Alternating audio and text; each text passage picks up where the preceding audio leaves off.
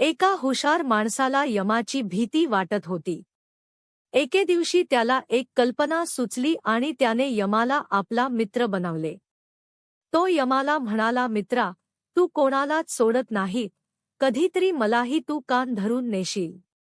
M म्हणाला, हा मृत्यू लोक आहे.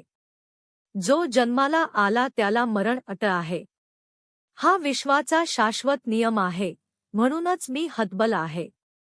पण तू मित्र आहेस म्हणून मी माझ्याकडून शक्य तितक्या सवलती देईन. माझ्याकडून तुझ्या काय अपेक्षा आहेत ते मला स्पष्टपणे सांग. ती व्यक्ती म्हणाली, मित्रा, मला फक्त एवढंच पाहिजे आहे की मला घेऊन जाण्याआधी तू एक पत्र लिहायला हवं, जेणेकरून मी माझ्या मुलांना सर्व व्यावसायिक गोष्टी समजावून सांगू शकेन. यम प्रेमाने म्हणाला, काय मोठी गोष्ट आहे, मी तुला एक नाही 4 पत्रं पाठवीन. काळजी करू नकोस. मी 4ही पत्रांमध्ये पुरेसा वेळ देईन जेणेकरून तू जाणीवपूर्वक काम करू शकशील. त्या माणसाला खूप आनंद झाला आणि त्याने विचार केला की आजपासून काळाची भीतीही माझ्या मनातून निघून गेली आहे. मी निघण्यापूर्वी माझी सर्व कामे पूर्ण केली तर देवही माझे स्वागत करतील. जसजसे दिवस जात होते तसतशी शेवटी मृत्यूची वेळ आली होती.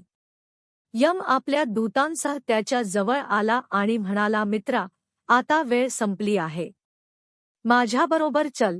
माझ्या स्वामींच्या आदेशाचे निष्ठेने आणि दृढतेने पालन करून मी तुला क्षणभरही येथे सोडणार नाही.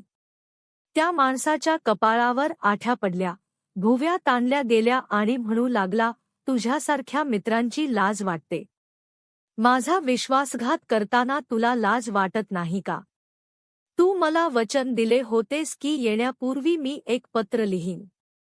कोणतीही सूचना न देता तू अचानक आलास याचे मला खूप वाईट वाटते. मैत्री तर दूरच राहिली, दिलेली वचनही पाळली नाहीस. यम हसला आणि म्हणाला, मित्रा, इतके खोटे बोलू नकोस. तू मला खोटारडा सिद्ध करत आहेस. मी तुला एक नाही तर 4 पत्रे पाठवली आहेत. तू एकही उत्तर दिलेले नाही. त्या माणसाने आश्चर्याने विचारले, कोणते पत्र? काही पुरावा आहे का? पत्र मिळाल्याबद्दल तुमच्याकडे काही पोस्टल पावती असल्यास मला दाखवा. काळ म्हणाला, मित्रा, घाबरू नकोस, माझी 4ही पत्रे यावेळी तुझ्याकडे आहेत.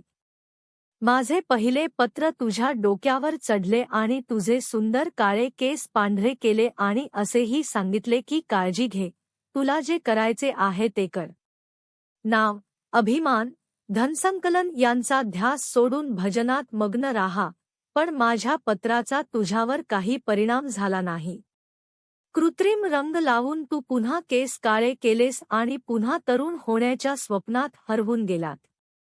आजवर तुझ्या डोक्यावर माझी पांढरी अक्षरे लिहिली आहेत. काही दिवसांनी मी तुझ्या डोळ्यांना दुसरे पत्र पाठवले. डोळ्यांचा प्रकाश मंदावू लागला.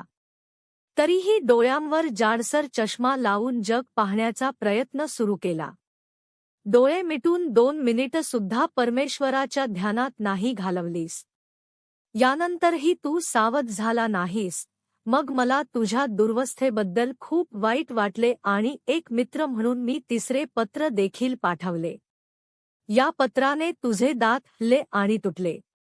तू या पत्रालाही प्रतिसाद दिला नाहीस, पण खोटे दात लावले आणि जबरदस्तीने जगातील भौतिक गोष्टी चाखायला सुरुवात केली.